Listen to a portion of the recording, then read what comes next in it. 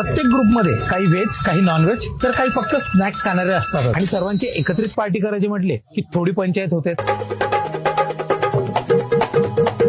कारण सर्व एकाच ठिकाणी मिळणे खूप अडचणीचे असते. हीच गरज ओळखून आम्ही प्राचीन वाडा संस्कृतीवरती आपलं हॉटेल खानदेश वाडा हे सुरू केलेलं आहे. फॅमिलीसाठी परिपूर्ण रेस्टॉरंट. खानदेशी वाड्याचं मटण एक नंबर.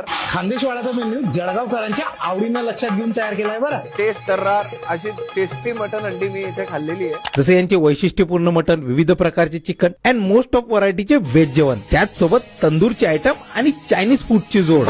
व्हेज आणि नॉनव्हेजची व्हरायटीज आहेत खानदेशवाडामध्ये. तो मी आवर्जून सांगेल की सगळ्यांनी इकडे ट्राय करावं.